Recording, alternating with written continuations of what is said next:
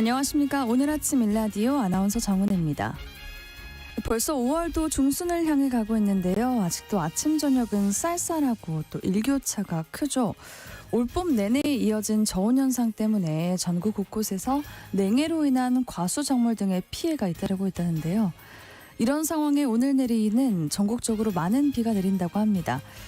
이 때문에 농촌진흥청이 밭작물 침수와 시설물 피해를 줄일 수 있는 철저한 대비가 필요하다고 밝혔습니다. 현재 마늘과 양파가 수확을 앞두고 있고요. 고추 같은 주요 밭작물은 아주 심기를 마치고 생육 초기 단계에 있는데요. 침수 피해가 반복되는 농가는 배수로에 특히 신경 쓰셔야겠습니다. 물고임을 방지할 수 있도록 고랑을 깊게 파시고요. 배수로에 낀 잡초 등을 반드시 제거해 주시는 게 좋다고 합니다. 또 고추 지주대, 인삼밭 버팀목 등이 단단히 묶여 있는지 점검과 보수도 해주셔야겠고요. 비니 멀칭이 바람에 날리지 않도록 고정핀을 추가하거나 흙으로 눌러주시는 것도 필요하다고 합니다. 비가 잦아서 병해충, 세균병 등 계속 신경 쓸 게 많아지는데요. 어쨌든 잘 대비하는 것만이 최선의 길인 것 같습니다. 5월 9일 금요일 오늘 아침 일라디오 출발합니다.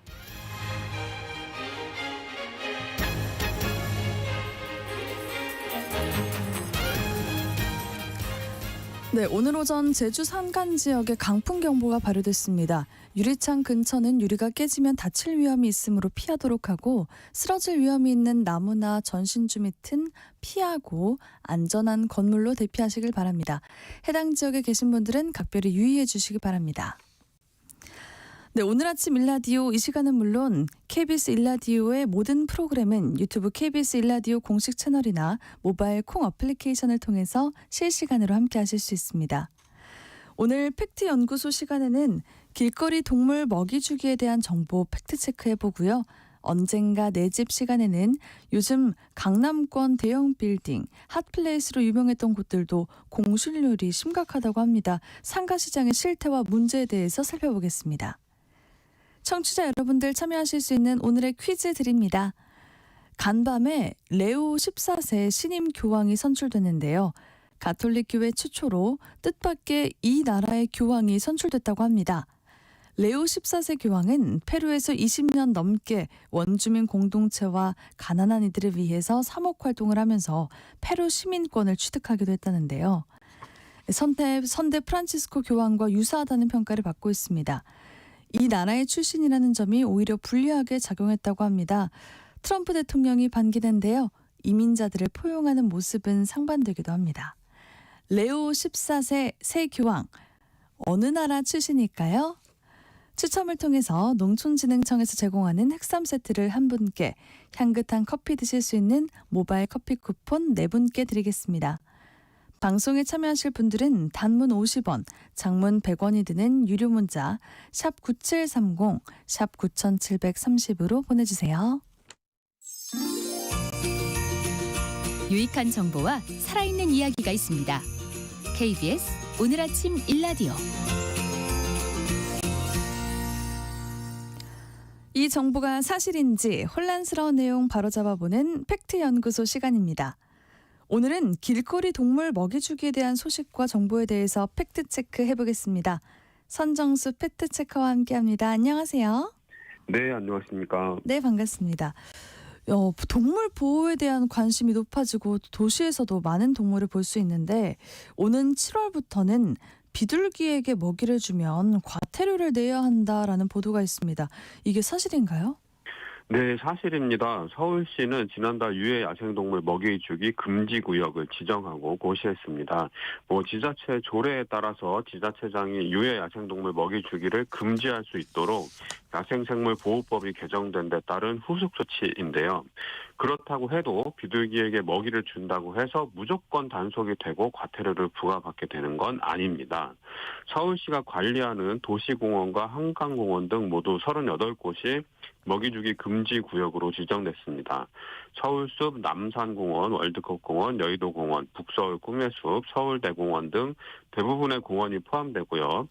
서울광장, 광화문광장, 한강공원 11곳 이런 곳들도 금지구역으로 지정이 됐습니다. 금지구역에서 먹이를 주다가 단속에 적발이 되면 최대 100만 원의 과태료가 부과되는데요. 처음 적발되면 20만 원, 두 번째는 50만 원, 세 번째는 100만 원이 부과됩니다. 6월 30일까지는 계도 기간을 두고 7월 1일부터 단속과 과태료 부과를 시행할 예정이라고 합니다. 네. 유해 야생동물 먹이주기가 금지된다고 했는데 유해 야생동물이라면 구체적으로 어떤 동물을 말하는 건가요? 이번 서울시 조치는 사실상 비둘기를 겨냥한 걸로 볼 수 있는데요. 야생생물법은 사람의 생명이나 재산에 피해를 주는 야생동물, 이걸 유해 야생동물로 규정을 하고 있습니다. 야생생물법 시행 규칙은 이 유해 야생동물에 해당하는 부류를 구체적으로 8가지로 정의하고 있는데요. 장기간에 걸쳐 무리를 지어 농작물 또는 과수에 피해를 주는 참새, 까치, 까마귀 등 그리고 일부 지역의 서식 밀도가 너무 높아서 농림수산업에 피해를 주는 꿩, 비둘기, 고라니, 멧돼지, 청설모 등 이렇게 정해져 있습니다. 이런 부류는 비도시 지역, 농촌 지역에 해당하겠죠. 이번 서울시 조치에 해당하는 건 일부 지역의 서식 밀도가 너무 높아 분변 및 털 날림 등으로 국가유산 훼손이나 건물 부식 등 재산상 피해를 주거나 생활에 피해를 주는 집비둘기 이 항목입니다. 서울시에 따르면 이 시에 접수된 비둘기 관련 민원이 2020년 667건에서 2023년에는 1,432건으로 3년 동안 2배 이상 늘었다고 합니다. 민원 내용은 주로 보행 불편, 배설물과 깃털 등 위생적 피해, 비둘기 사체 처리 이런 것들인데요. 비둘기가 갑자기 날아오르면 무서워서 크게 소리를 지르는 분들도 흔하게 볼 수 있죠. 네. 싫어하는 사람들이 많은데요. 왜 비둘기에게 먹이를 주는 걸까요? 가장 큰 이유는 측은지심, 불쌍하니까 이런 이유 같고요. 종교적인 신념에 따라서 먹이를 주는 분들도 있을 것 같습니다. 불쌍하고 귀여워서 자비심의 발현으로 먹이를 주는 건데요. 비둘기가 먹이를 받아먹는 걸 보면서 재밌다고 느낄 수도 있을 것 같습니다.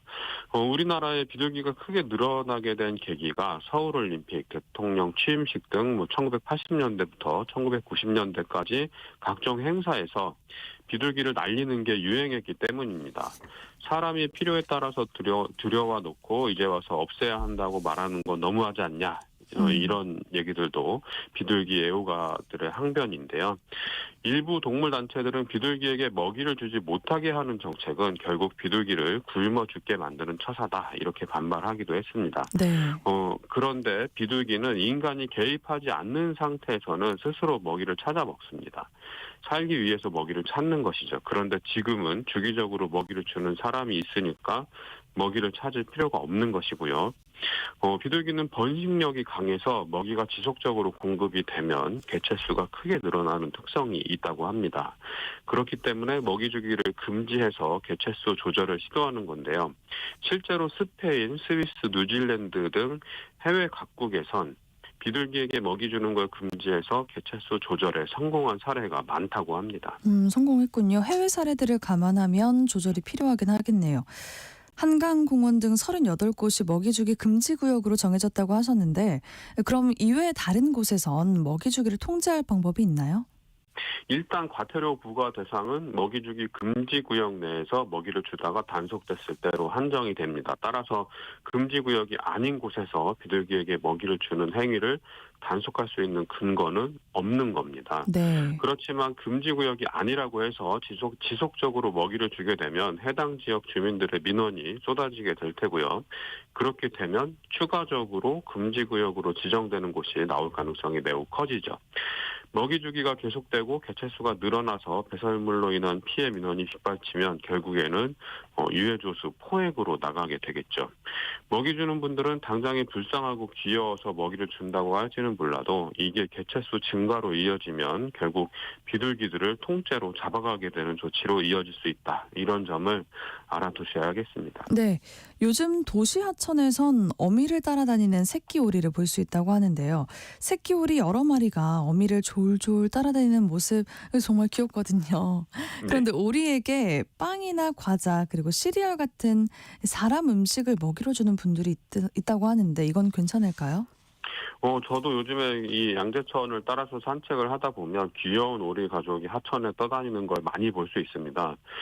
저도 뭐라도 하나 주고 싶은 마음이 불쑥 들 정도로 굉장히 귀여운데요.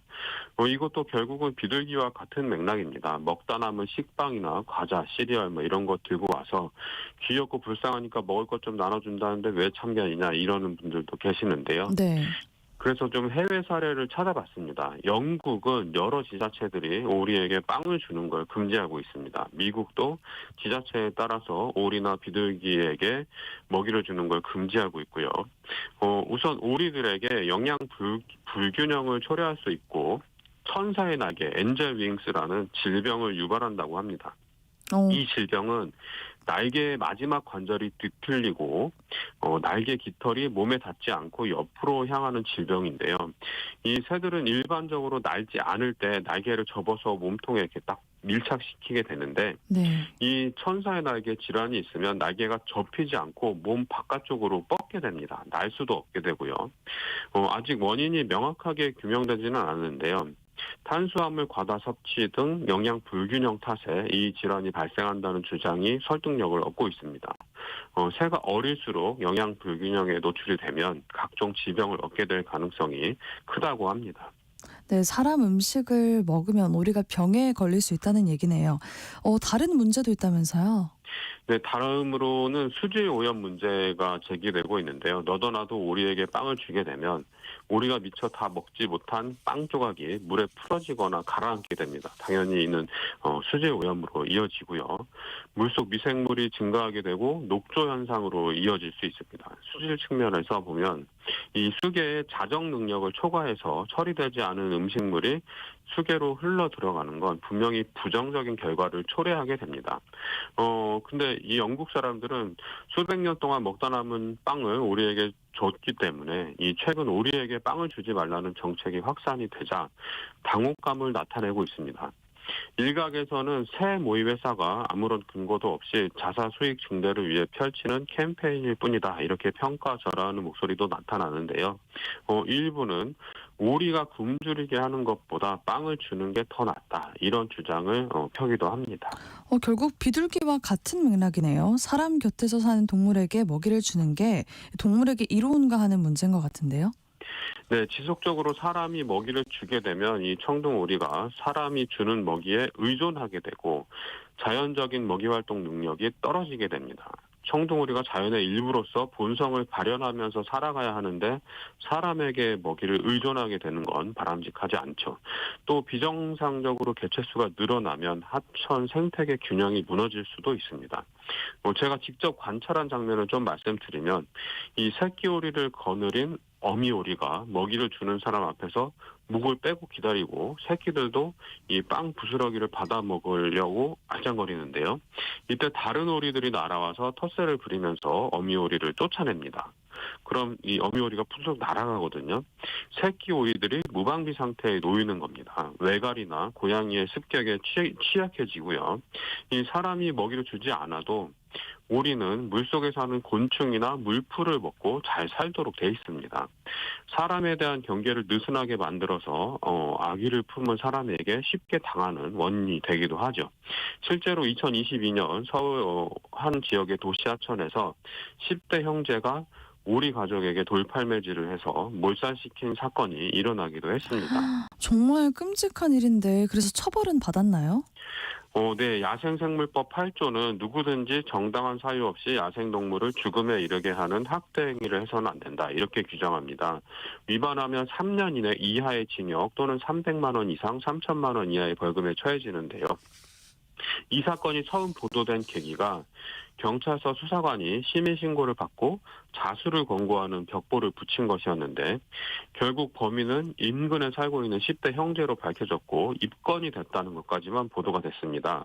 그래서 제가 어떻게 됐는지 알아봤는데요. 네. 검찰은 이렇게 밝혔습니다. 소년보호 사건과 관계 있는 기관은 그 사건 내용에 관해 재판, 수사 또는 군사상 필요한 경우 외에 어떤 조회에도 응해서는 안 된다는 소년법 조항에 따라 소년 사건의 처분 결과를 공개하지 않는다. 이렇게 회신을 했습니다.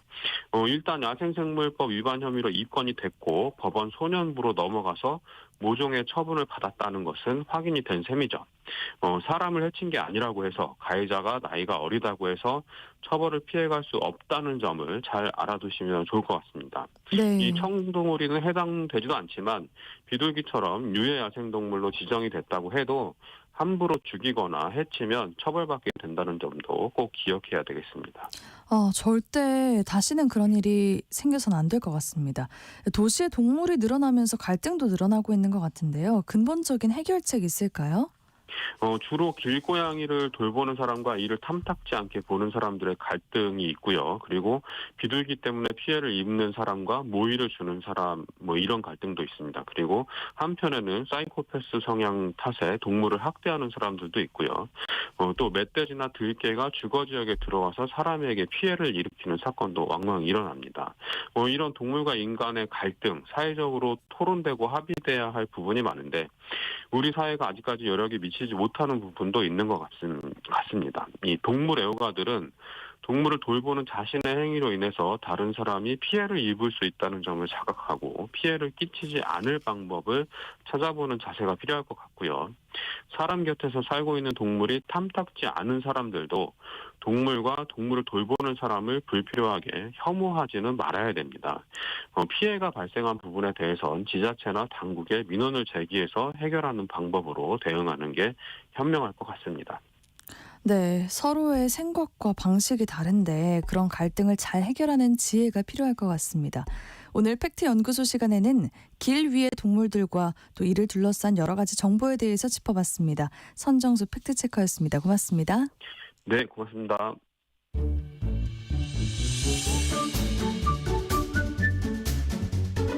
아침을 여는 기분 좋은 습관.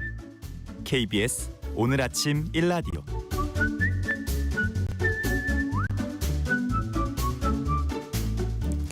요즘 서울 도심 주요 상권에서도 상가 임대문의 현수막 쉽게 볼 수 있는데요. 한때 임대료가 가장 비쌌던 명당, 핫플레이스로 불렸던 거리, 이런 곳들도 텅텅 비었다고 합니다. 불경기 여파로 봐야 하는 걸까요? 심각한 상가 공실 문제 어떻게 봐야 할까요? 오늘 언젠가 내 집 시간에는 상가 관련한 시장 상황 살펴보겠습니다. 커넥티드 그라운드 최상욱 대표님 나오셨습니다. 안녕하세요. 예, 안녕하세요. 네. 저도 다니면서 곳곳에 임대문이 걸린 상가들 정말 많이 봤는데 코로나 팬데믹 때 많이 보던 풍경이에요. 요즘 이런 중소형 상가는 물론이고 또 강남권 대형 빌딩의 상가 공실 정말 심각할 정도로 늘었다고요. 네, 근데 지금 코로나 시기보다 사실은 상가 공실률이 더 올라갔습니다. 2020년 기준으로 그 중대형 상가 공실률이 코로나 때는 평균적으로 11.7%에서 12.7% 정도 됐는데 네. 지금 시기에 중대형 상가 공실은 13%대를 넘었거든요. 그리고 이제 상가 공실 13%라고 하면은 그게 얼마나 높냐 할 수 있지만은 강남권 전체 중대형 상가 평균 공실이 지금 12%를 넘어가고 있기 때문에 공실률이 굉장히 늘었고요. 그리고 공실률 높은 지역은 사실은 강남뿐만 아니라 서울 전역이 다 해당한다고 할 수가 있는데요. 지역별로 보면은 시청 지역도 공실이 20%고요. 그리고 충무로는 22%, 노년역 일대가 16%, 양재역 일대는 14.9%, 그리고 청담이 13.8%, 신촌 이대 13.8%, 잠실 세내 쪽도 상가 굉장히 많은 거 알고 계실 텐데 네. 거기도 16%, 그리고 지방도 심각합니다. 부산이 전체가 14.2%, 대구는 전체가 16.5%고요. 인천 12.4%, 광주 16.2%, 대전이 15.3%, 울산 16%고 세종은 25%에 육박하고 있습니다. 그러니까 강남도 설해마을이나 이런 데는 공실률 3%로 굉장히 짱짱해 보이지만은 다른 상권 같은 경우에는 두 자릿수가 넘어가는 그런 아주 높은 공실률을 가지고 있는 그런 상황입니다. 그렇군요. 강남대로, 시청, 충무로, 지방도 세종 공식률이 높은 지역들이 좀 의아한데요. 미국 상업용 부동산 시장이 위기다, 또 상가 공실이 심각하다라는 뉴스가 떠오르거든요. 지금 우리가 그런 상황이 된 건가요? 네, 그래서 상가 공실이 많아지다 보니까 확실히 그런 우려를 하시는 분이 조금 많아지신 건 사실이고요. 그리고 그 상업용 오피스, 미국 같은 경우에는 우리나라랑 조금 다르게 상업용 오피스 공실이 굉장히 심각한 상황인데 네. 미국은 재택이 아주 일반화되다 보니까 집에서 재택근무를 하면서 오피스가 공실이 많이 났고, 그래서 평균이 거의 30% 육박하는 공실률이기 때문에 네. 미국은 오피스가 뭐 다 비어 있다 이렇게 생각하셔도 될 것 같은데, 우리나라는 코로나 끝나고 나서 재택을 좀 허용하지 않고 다시 지금은 회사로 나오라고 하고 있기 때문에 오피스는 좀 꽉 찬 편입니다. 그래서 오피스 공실은 상가 공실과 다르게 별도 통계를 제공을 하고 있는데, 한국 전체의 오피스 공실률은 전국이 8.7%이고 서울이 5.2%예요. 그래서 오피스는 코로나 때 대비해서는, 코로나 시절에는 그때는 재택을 했기 때문에 우리나라도 오피스 공실이 컸어요. 그때는 8.7%였어요. 네. 근데 지금은 재택을 안 하니까 5.2%로 공실률이 내려왔네요. 그래서 오피스 시장은 상대적으로 상가보다는 양호하다 이렇게 할 수가 있는데, 근데 반대로 오피스 공실은 어디가 심하냐면은 지방 소멸 이슈가 있기 때문에 지방 오피스 공실이 아주 심하거든요. 그래서 부산의 경우에는 17.5%의 평균 오피스 공실률이 있고, 네. 대구도 10.5%, 인천도 거의 20% 육박하고, 광주 20%, 대전 14%, 이렇기 때문에 오피스 공실률이 지방 광역시가 전부 두 자릿수가 넘어가는 그런 상황입니다. 그러니까 서울 일자리가 많아서 서울 오피스 공실률은 코로나 때 대비해서 내려갔는데, 지방 오피스 공실률은 거의 예외 없이 모든 지방에서 다 올라갔다 이렇게 보시면 되겠습니다. 그렇군요. 가장 대표적인 대형 오피스 빌딩가 테헤란로, 강남대로 쭉 현장 답사를 해보셨다면서요? 네네.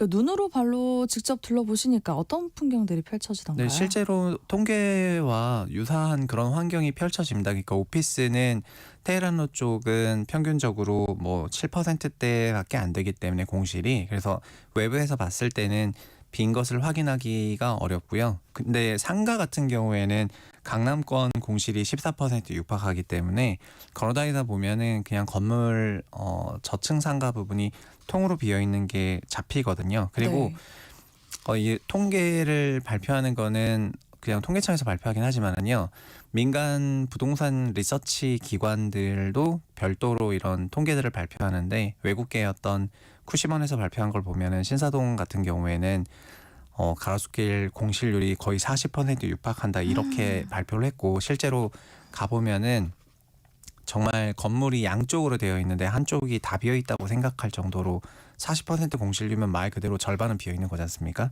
그래서 그 정도의 공실률이 비어 있다는 게 체감이 되고 그냥 눈으로 가면 확인할 수가 있는 수준입니다. 네.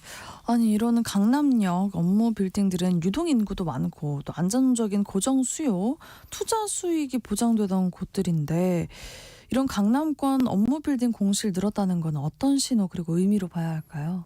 네, 기본적으로는 상가 관련해서 공실이 많아진 거는 확실히 코로나를 겪으면서 전반적으로 온라인화가 된 게 제일 큰 것 같고요. 그리고 공급이 늘어나는 부분이 큰 영향을 주는 것 같습니다. 주상복합 건설과 관련한 기준도 종전에는 상가 비중이 10%에서 30%로 늘어났고, 그리고 지금은 이런 대형 상가, 중대형 상가나 소형 상가뿐만 아니라 뭐 각종 다른 복합 시설에서 지원 시설이란 이름으로 상가성 건축물들이 계속해서 지어지고 있기 때문에, 그래서 확실히 그런 부분이 많이 줄어든 것 같고요. 전체적으로는 유동 인구도 줄었는데 네.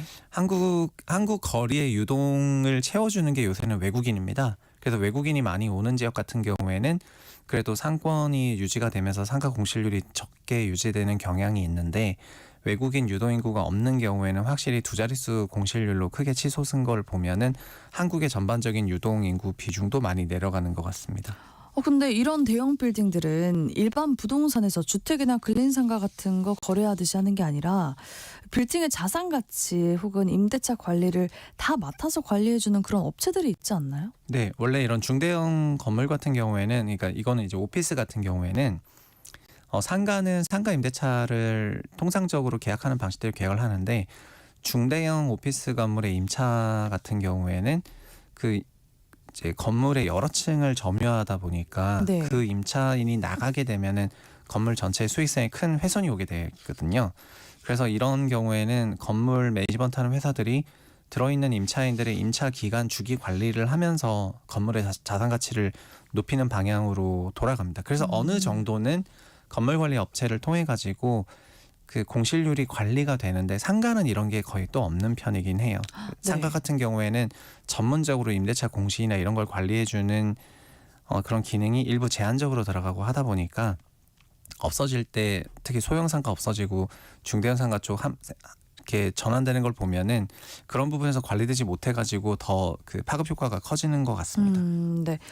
대표님이 현장 답사하신 영상들 저도 봤거든요. 네. 사실 가로수길을 보면서 정말 놀랐어요.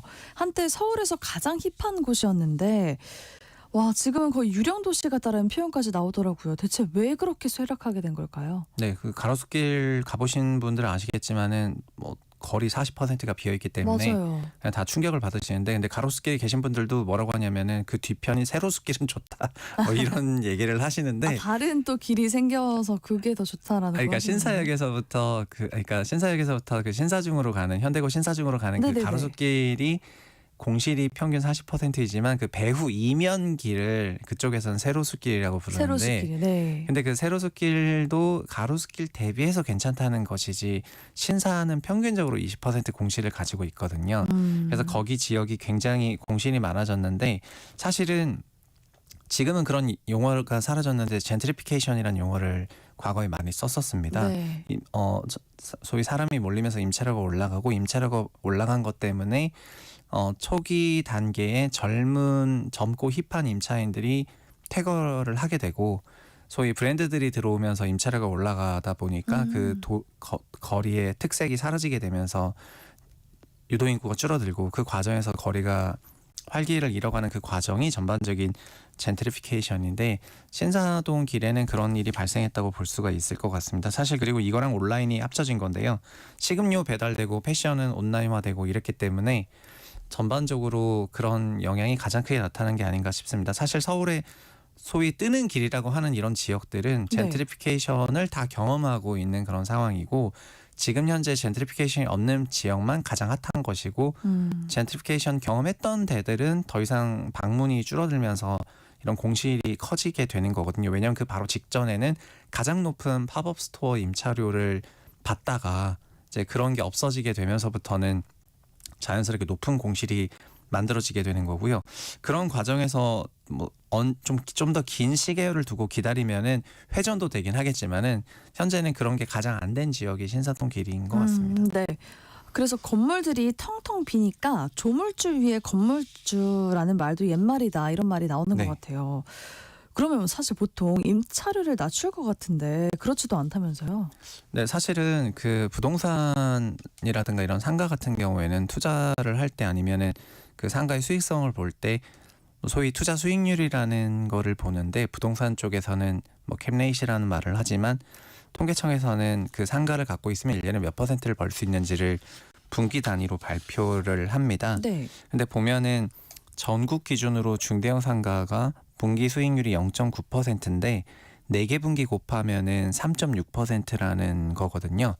그래서 3%대의 대출을 받게 된다면은 이런 중대형 상가를 갖고 있을 때는 뭐 사실상 똔똔이라는 얘기가 되는 건데요. 근데 이 수익률이 분개를 해서 쪼개보게 되면은요, 서울 중대형 상가 같은 경우에는 1.4% 수익률이긴 한데 분기 기준으로, 네. 그러면 1년 기준으로는 5.6% 수익률을 준다는 건데, 그 5.6%에서 임차료 수익은 연에 2.4%밖에 안 돼요. 그러니까 3% 중반 대출을 받으면은 중대형 상가를 갖고 있고 임차를 줬을 때 오히려 현금 흐름이 마이너스가 나게 되고요.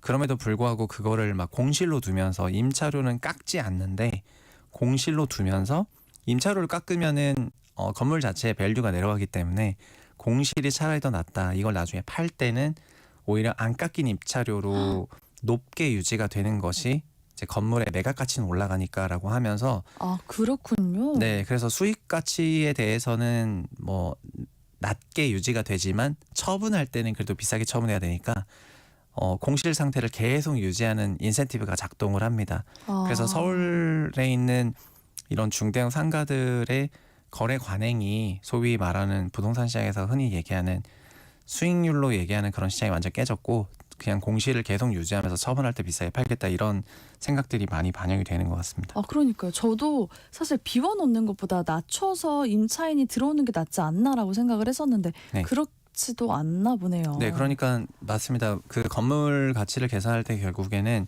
요구 수익률이나 이런 것들을 생각을 해야 되는데 오히려 임차료를 낮춰주게 되면은 다시 또 그것을 올리려고 하는 그런 과정에서 좀 난이도가 있고 두 번째는 그게 낮아졌다는 것이 건물 가치 하락으로 그대로 이어진다고 생각하기 때문에 아직 임차인이 안 구해진 것이지 건물 가치가 내려간 것이 아니다라고 소위 항변하는 것 같은 거라고 할 수가 있을 것 같고요.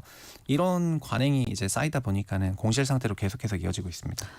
네, 이렇게 공실률이 치솟는 곳이 있다면 또 뜨는 상권도 있기 마련인데 이런 공실 걱정 없는 곳들 또 어디죠? 성수동 이런 데일까요? 네, 지금 현재는 유도인구가 제일 많은 곳이 서울 전체에서는 강남역이 유도인구는 제일 많고요. 네. 그리고 성수 역시 유도인구가 굉장히 많이 있습니다. 그리고 최근에 통계를 보셨는지 모르겠는데 우리나라 거리에서 보이는 외국인이 요즘에 굉장히 늘었다고 느끼실 분이 많으실 것 같은데 맞아요. 3월 기준으로 550만 명이 들어왔으니까 역대 최대 인원이 들어왔다 생각하시면 될 것 같고요. 그리고 이런 외국인들이 와가지고 의료관광부터 시작해서 뷰티라든가 이런 쪽으로 많이 가다 보니까 최근에 뭐 올리브영이라든가 다이소라든가 이런 데 정말 많이 가거든요. 그래서 국내 상권들 중에서도 외국인 대응이 잘 되는 상권들이 확실히 공실이 없이 짱짱하게 유지가 되고 있는 것 같고요. 외국인 대응이 좀 안 되는 경우에는 공실이 좀 늘어나는 그런 구간으로 가는 것 같습니다. 네. 그런데 지금 성수동의 모습은 좀 전에 얘기한 과거의 가로수길 모습이다라는 생각이 드는데 네. 가로수길 같은 사례를 보면서 지금 성수동의 미래를 볼 수도 있을 것 같아요. 대표님은 어떻게 보시나요? 아, 네. 그런 부분들은 지금 성수가 사실 어떻게 보면 가장 서울에서 힙한 그런 지역이 됐는데 여기도 과거 신사동 잘 나갔을 때 소위 팝업 스토어 중심으로 상권이 움직이다 보니까 팝업 스토어가 어떤 방식이냐면은 단기 임차료가 아주 높거든요. 그러니까 주택으로 치면은 마치 단가 높은 에어비앤비 고객을 받는 거고 일반 임대차는 그냥 일반 전세 월세를 받는 형식이 되는 건데 에어비앤비 고객이 단가가 너무 높다 보니까 평소에는 놀리다가 그 고객이 몇 번 들어오면은 전반적인 요구 수익률을 충족하게 되면은 팝업만 받게 되는 형식이 되면서 평소에는 늘 공실이 나게 됩니다. 지금 성수가 팝업이 많아지면서 그런 모습으로 좀 간 것 같고요. 네. 그래서 여기도 내부적으로는 그런 경계의 목소리가 많이 나오는 것 같습니다. 우리도 팝업 스토어 받으면서 임차를 올리면 나중에 다른 데처럼 젠트리피케이션 있지 말라는 법이 없지 않냐 이렇게 얘기를 하면서 거기는 이제 다른 지역을 보면서 반면교사 삼아가지고 상권들끼리도 서로 어느 정도 이런 의식을 가지고 대응하는 게 조금 있어 보입니다. 그래서 지금 성수동도 그렇고 명동 공실률도 상당히 낮아진 게 지금 외국인 관광객들이 많이 찾고 네. 있어서잖아요. 대표적인 공통점으로 꼽히는 것 같아요. 네, 그 외국인 관광객은 아까 말씀드린 것처럼 정말 많이 왔고요. 그리고 연간으로는 거의 올해 한 1,800만 명에서 많게 오면은 2천만 명 가까이 올 것 같은데요. 네. 우리나라 인구수를 생각해 보면은 한국을 방문하는 총 인구수가 전체 인구의 40%에 육박하게 된다는 거고 외인은 미래에는 더 많이 올 것 같거든요. 근데 아까 앞서서 말씀드린 것처럼 충무로 명동 바로 옆에 충무로가 있는데 충무로 공실도 20% 육박할 정도로 공실이 굉장히 많습니다. 그리고 서울 시청 상권들도 20% 육박할 정도로 공실이 굉장히 많아서 외국인이 많이 오는 거기는 하지만은 아직은 한국인들이 주력인 그런 수요를 흡수하지 못하고 있다 보니까 이제 전체적으로 공실들이 조금 많은 상황인 것 같고요.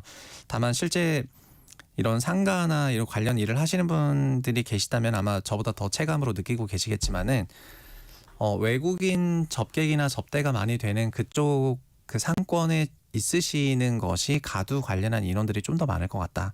이런 말씀 조금 드릴 수 있을 것 같습니다. 그럼 우리 상가 시장 앞으로 얼마나 더 회복할 수 있을까요? 전체적으로는 구조적으로는 지금 이제 단기적으로 상가 공급이 너무 많아지고 한 부분 때문에 뭐 이게 회복이 된다라고 보기는 어려울 것 같고요. 종합적으로 봤을 때 평균적으로 공실률이 작년에서 올해로 오는 과정에서도 분기당 0.2에서 0.3%포인트씩은 계속 올라가고 있거든요. 네. 그래서 상가를 뭐 회복된다라는 거를 전제하면서 막 적극적으로 뭐 보신다거나 하실 시기는 아닌 것 같고요. 그냥 지금은 뭐 외인이라든가 이런 정확히 맞춤형 상가라든가 이런 게 잘 되지 않는다 생각하시면 오히려 위기 관리 측면에서 좀 이 이슈를 바라보셔야 될 때인 것 같습니다. 네. 그 상가 투자하면 상가집 된다라는 말이 나오더라고요. 네. 요즘 경매 시장에서도 상가를 또 꺼린다고 하는데 이 글로벌 금융상품으로 상가 투자 관심을 받아왔었잖아요. 이쪽도 위험한 것 같고요. 네. 보통 사람들에게는 거리가 먼 물건이지만 상가 관련해서 경제적으로 주목해볼 이슈를 할까 끝으로 조언해 주시자면요. 네, 얼마 전에 제 지인도 그 용산에서 학원을 하시는 분인데 네. 학원 사업을 오래 하시다 보니까 용산 상가를 직접 매입해야 되지 않느냐 뭐 이런 얘기를 하신 경우가 있었는데 근데 그런 분들이 그 상가를 주택처럼 접근을 하면서 집도 거주해야 되니까 사는 생각이 드는 거가 당연하잖아요. 그러니까 상가도 자기가 계속 쓴다고 생각하면은 그 상가를 매입할 생각도 종종 하시는 것 같은데 근데 그 상가 같은 경우에는 주택과 좀 다르게 그 자본 수익률이라는 개념이 명확하게 있기 때문에 그 자본 수익률이라는 개념을 토대로 상가에 대한 수익성을 체크하시면 좋을 것 같습니다. 가령 예를 들어서 5억 원짜리 상가가 있다고 하면은 자본 수익률이 4%면은 1년에 2천만 원 정도의 임차료 수익이 발생을 해야 되는 것이 이 상가 수익률이 되는 것인데 그런 상권이 좀 경쟁력을 갖고 있으려면은 그거를 소위 대출을 조달을 하면서 그 상가를 샀을 때도 그 임차료를 통해 가지고 그 대출 이자를 커버할 수 있느냐 이런 지표를 확인하는 것이 좋을 것 같습니다. 그래서 아까 앞서서 그런 서울시 전체 수익률에 대해서도 말씀을 드렸는데 이거를 실제 임차료랑 대출 이자를 같이 비교하시는 그런 습관을 가지고 대응하신다면은 그래도 뭐 함정이라든가 이런 걸 피할 수 있지 않을까 싶습니다. 네. 그럼 대표님 끝으로 정책적인 대안 혹시 있을까요? 네, 전체적으로는 지금 정책적인 대안은 상가가 단기간에 공급이 너무 과잉됐기 때문에 그 비는 상가를 다른 용도로 바꿀 수 있도록 그 용도 변경과 관련해서는 여러 가지 규제 완화가 되는 것이 좋을 것 같고요. 뭐 제가 살면서 했었던 많은 지역에 그냥 마트 같은 것도 큰 건물 다 비었는데 그게 공유형 주방으로 바뀌기도 했고 그리고 상가 같은 것들이 얼마든지 다른 용도 시설로 바뀔 수가 있기 때문에 뭐 상가를 살려야 되겠다라고 하면서 그 상가만 집중하기보다는 타 용도로 얼마든지 전환이 되어서 도시 전체에 그 채워지는 공간을 만들 수 있도록 하는 그런 정책을 쓰는 게 중요할 것 같습니다. 네, 그렇군요.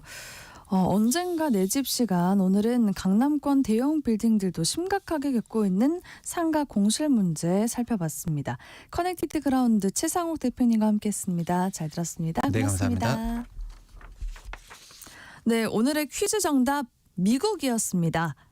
3544님 미국, 4439님 미국, 9978님 미국, 교황님 선출을 축하드립니다. 새로운 교황님과 더불어 세계 평화가 이루어지면 좋겠습니다. 라고 보내주셨고요. 7220님 미국, 아침 봄비 소리가 참 좋아요. 항상 잘 듣고 있습니다. 모두들 행복하세요. 보내주셨습니다. 네, 오늘도 행복한 하루 보내시고요. 상품 받으실 퀴즈 당첨자 중복 당첨 여부 확인 후에 홈페이지에 게시해 놓도록 하겠습니다. 주말인 내일은 박철규 아나운서가 대신 진행하겠고요. 전 다음 주 월요일에 인사드릴게요. 오늘 아침 일라디오 지금까지 아나운서 정은혜였습니다. 좋은 하루 보내세요.